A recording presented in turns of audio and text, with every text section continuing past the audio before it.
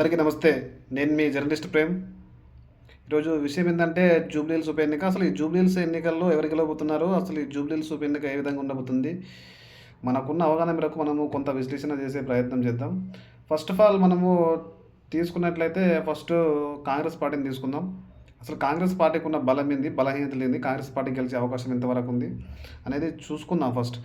First Congress party బలాలు చూసినట్లయితే Congress party బలం అధికారం. ఈ రాష్ట్రంలో అధికారం ఉండడం కాంగ్రెస్ పార్టీకి 1000 ఏనుగుల బలం. ఈ అధికారం అనేది 1000 ఏనుగుల బలం ఇంకా కాంగ్రెస్ పార్టీకి. అది ఒకటి జరుపుతుంది. అన్ని ఏదైనా చేయొచ్చు ఈ అధికారంతో.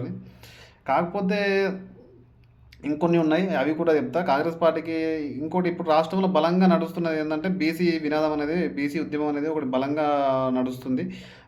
దాన్ని క్యాచ్ చేసుకోవడానికి కాంగ్రెస్ పార్టీ ఏం చేసింది, బీసీ క్యాండిడేట్కి టికెట్ ఇచ్చింది. ఆ తర్వాత జూబ్లీహిల్స్ ఉప ఎన్నికల్లో Muslim vote bank key role play చేస్తుంది. దాన్ని క్యాచ్ చేసుకోవడానికి క్యాబినెట్లో అజారుద్దీన్ గారికి మైనారిటీ కోటాలో మంత్రి పదవి వేయడం, ఆ తర్వాత ఎంఐఎం పార్టీ సపోర్ట్ కోరడం, ఎంఐఎం పార్టీ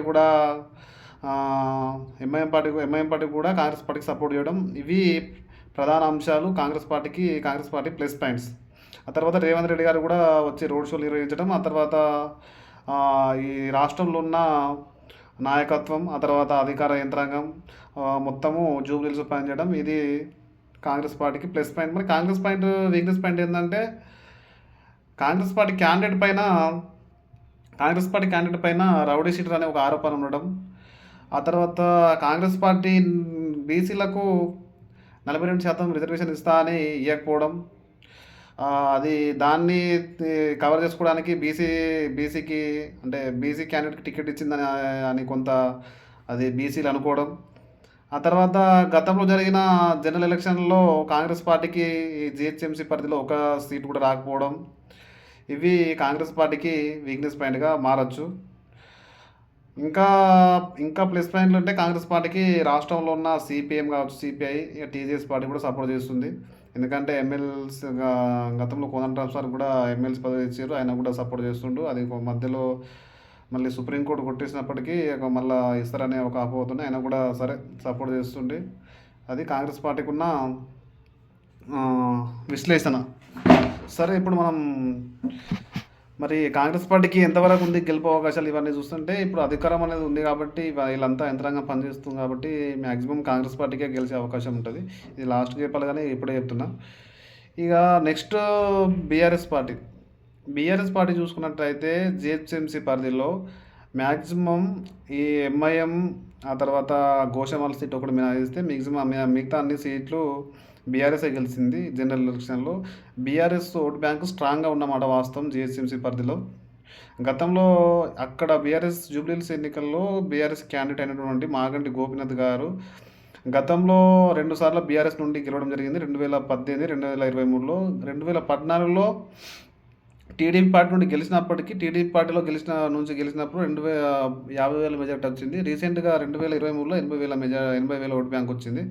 సో ఆయనకు రాను ఓటు బ్యాంకు పెరుగుతుంది. ఇంకో ప్లస్ పాయింట్ ఏంటంటే మన అక్కడ కొంత కమ్మ వాళ్ళు ఎట్లుంటుందంటే, కమ్మ కొంచెం క్యాస్ట్ ఐక్యం ఉంటుంది కమ్మ వాళ్ళది. కమ్మ ఎవరైనా క్యాస్ట్ వాళ్ళు ఉంటే ఆడ కమ్మ ఊర్లో ఓన్లీ మాగంటి సునీత గారికే పడుతుంది. ఎందుకంటే కమ్మ వాళ్ళు ఓన్లీ కమ్మ వాళ్ళకే వేసుకుంటారు ఇక మ్యాక్సిమం. ఇక వాళ్ళు అది ఆంధ్ర ప్రభావం కొంత అక్కడ ఉంటుంది. ఆంధ్ర ఓట్లు కూడా ఆడబడే అవకాశం ఉంటుంది. అందుకోసమే రేవంత్ రెడ్డి గారు రీసెంట్గా అమీర్పేట మైత్రివనంలో ఎన్టీ రామారావు విగ్రహం పెడతా, ఎవరన్నా అడ్డు వస్తే ఆ మూసీలో బొంద పెడతా అది అని ఎన్టీ రామారావు అంటే తెలుగుదేశం పార్టీ ఓట్లని క్యాచ్ చేసుకోవడానికి ఆ వ్యాఖ్యలు చేయడం జరిగింది. సో అది బీఆర్ఎస్ పార్టీకి ఉన్న ప్లస్ పాయింట్లు. ఆ తర్వాత ఇంకా చెప్పాలంటే మన బీఆర్ఎస్ పార్టీకి వీక్నెస్ పాయింట్ ఇప్పుడున్న సిచ్యువేషన్లో హరీష్ రావు ఎక్కడ ఉప ఎన్నిక అంటే అక్కడ వాలిపోయి ఆయన ఇనిషియేటివ్ తీసుకొని స్ట్రాటజీస్ ఇంప్లిమెంట్ చేసేటోడు. అనుకోని కారణాల వల్ల వాళ్ళ నారాయణరావు గారు వాళ్ళ ఫాదరు మరణించడం జరిగింది. సో వల్ల ఆయన ఈ ఉప ఎన్నికకు అంత టైం కేటాయించలేకపోతున్నాడు. అది ప్రధాన సమస్యగా చెప్పవచ్చు. ఎందుకంటే హరీష్ రావుకి ట్రబుల్ షూటర్ అనే ఒక పేరు ఉంది. గతంలో బీఆర్ఎస్ అధికారంలో ఉన్నప్పుడు ఆయనే మొత్తం ఇనిషియేటివ్ తీసుకొని ఎక్కడ ఉప ఎన్నిక వచ్చినా ఆయనే తీసుకుంటాడు, ఆయనే చూసుకునేవాడు. ఆయన లేడు ఒకటి. ఆ తర్వాత అధికారం లేదు. గతంలో ఎంఐఎం గానీ, ముస్లిం ఓట్లు గానీ అన్నీ మొత్తం బీఆర్ఎస్‌తోనే ఉండేది. వాళ్ళు గూడా దూరమయ్యారు. కాకపోతే కొంత ఎక్స్‌పీరియన్స్ ఉంది. బీఆర్ఎస్ వాళ్ళకు ఎక్స్‌పీరియన్స్ ఉంది. ఉప ఎన్నికొస్తే ఎట్లా ఎదుర్కోవాలి, అసలు ఎట్లా ఇంప్లిమెంట్ చేయాలనే ఎక్స్‌పీరియన్స్ ఉంది. మరి వీళ్ళ ఎక్స్‌పీరియన్స్ పనిచేస్తదో, వాళ్ళ అధికారం పనిచేస్తదో, ఇవి 14 తారీఖు అంటే పద్నా పద్నా పద 11 తారీఖు ఎన్నికలు జరిగితే 14 తారీఖు వచ్చే అవకాశం ఉంది. ఇది మాక్సిమము నాకున్న ఎక్స్‌పీరియన్స్ ప్రకారం ఇప్పుడు చూస్తే ఈ కాంగ్రెస్ పార్టీ మొత్తం అక్కడ ఉన్న నాయకత్వం అంతా, రాష్ట్ర నాయకత్వం అంతా జూబ్లీ హిల్స్‌నే ఉంది కాబట్టి వాళ్ళు కొంచెం హార్డ్ వర్క్ చేస్తున్నారు. రేవంత్ రెడ్డి గారు దీన్ని ఇనిషియేటివ్‌గా తీసుకున్నారు. ఎందుకంటే ఆయనకు పరువుకు సంబంధించిన విషయంగా చూస్తున్నాడు ఇది రేవంత్ రెడ్డి గారు. కాబట్టి మాక్సిమము రేవంత్ రెడ్డి గారే గెలిచే అవకాశం ఉంది. ఎందుకంటే ఇంకా ఇంకొన్ని నెలల్లో జీహెచ్ఎంసీ ఎలక్షన్స్ రాబోతున్నాయి. ఇప్పుడు జూబ్లీ హిల్స్ ఎన్నికల్లో గెలిస్తేనే ఈ జీహెచ్ఎంసీ ఎన్నికల్లో గెలిచే అవకాశం ఉంటుంది. దీని ప్రభావం పక్కా ఈ జూబ్లీ హిల్స్ ఎన్నికల ప్రభావం జీహెచ్ఎంసీ ఎన్నికల మీద పడుతుంది. సో ఇప్పుడు నేను ఏం చెప్తున్నా అంటే నెక్స్ట్ బీజేపీ పార్టీ గురించి చెప్పాలంటే బీజేపీ పార్టీకి ఇక్కడ గెలిచే అవకాశాలు చాలా తక్కువ జూబిలీస్లో. ఎందుకంటే ఇక్కడ ముస్లిం ఓట్ బ్యాంక్ చాలా కీ రోల్ ప్లే చేయబోతుంది. సరే హిందూస్ ఉన్నప్పటికీ హిందువులు అందరూ కట్టర్ హిందూసే ఉండరు, సెక్యులర్ హిందూస్ ఉంటారు నాలాగా. సెక్యులర్ హిందూస్ ఎప్పటికీ వాళ్ళు అన్ని దేవుళ్ళని గౌరవిస్తారు కాబట్టి ఇప్పుడు అంటే మన అల్లాని గౌరవిస్తాం, ఆ తర్వాత జీసస్ని గౌరవిస్తాం, ఆ తర్వాత మన హిందువుని మనం మొక్కుతాం. కానీ బీజేపీకి అట్లా కాదు. బీజేపీకి ఓటేయాలంటే కట్టర్ హిందూ అయి ఉండాలనేది మాది ఒక రూల్ అయిపోయింది. రీసెంట్గా బండి సంజయ్ గారు అక్కడ బోరబండకి వెళ్ళి, అన్న నేను అవసరమైతే తల నరుక్కుంటా కానీ ముస్లింలు పెట్టుకునే టోపీ ఆ రేవంత్ రెడ్డి, నవీన్ యాదవ్ లాగా పెట్టుకున్నాను అని చేసిన వ్యాఖ్యలు చాలా చాలా వైరల్ అవుతున్నాయి.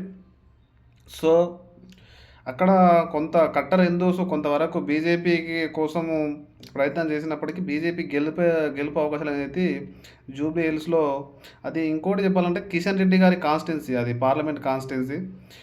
కానీ కిషన్ రెడ్డి గారి పార్లమెంట్ కాన్స్టిట్యున్సీ అయినప్పటికీ జూబ్లీ హిల్స్ అసెంబ్లీ కాన్స్టిట్యున్సీలో ముస్లిం ఓటు బ్యాంక్ చాలా ఎక్కువ కాబట్టి ఆ షేక్పేట్ ఆ ఏరియా అంతా, రహమత్ నగర్, షేక్పేట్ ఆ ఏరియా అంతా ముస్లిం ఓటు బ్యాంక్ ఎక్కువ ఉంటుంది కాబట్టి అక్కడ బీజేపీ గెలిపే అవకాశాలు చాలా తక్కువ ఉంటుంది. ఎందుకంటే కేంద్రంలో అధికారం ఉంది కాబట్టి ఇక పోటీ చేయాలి, తప్పదు, పోటీ చేస్తున్నారు.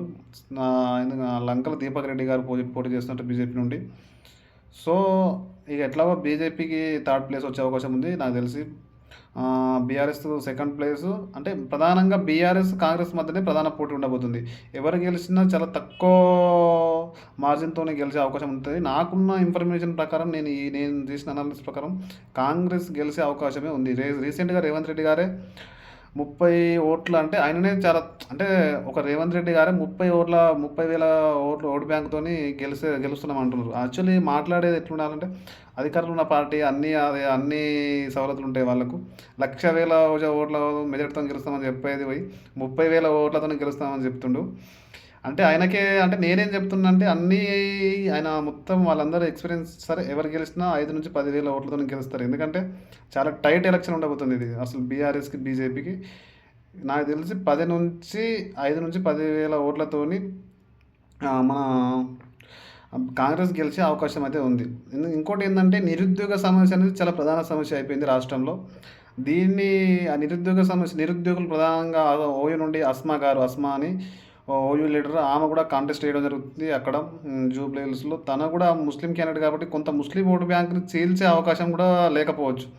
ఆ ముస్లిం ఓటు బ్యాంక్ ఆమె చీల్స్తే అది పక్కా కాంగ్రెస్కి వీక్నెస్ పాయింట్గా మారుతుంది. ఆమె ఒకటే చెప్తుంది, మీరు మా నోటిఫికేషన్లు ఇవ్వలేదు, మీరు ఇచ్చిన నోటిఫికేషన్లోనే మేము పోటీ చేస్తాం.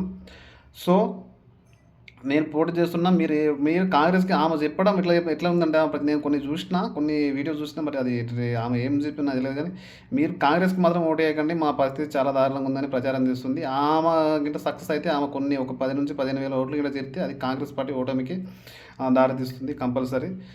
సో ఆమె గిట్ట ఓట్లు చీల్చకపోతే మాత్రం అది కాంగ్రెస్ పార్టీకి ప్లస్ పాయింట్ అవుతుంది. ఎందుకంటే ఇప్పుడు ఉన్న ఎంఐఎం కావచ్చు, ఉన్న మైనార్టీ లీడర్స్ కాంగ్రెస్ పార్టీ వైపు ఉన్నారు కాబట్టి. సో ఇది మనకు ఉన్న అవగాహన మేరకు మనం చేస్తున్న విశ్లేషణ. మీకు నచ్చినట్టయితే లైక్ చేసి మన ఛానల్ని సబ్స్క్రైబ్ కూడా చేయండి. నేను మీ జర్నలిస్ట్ ప్రేమ్.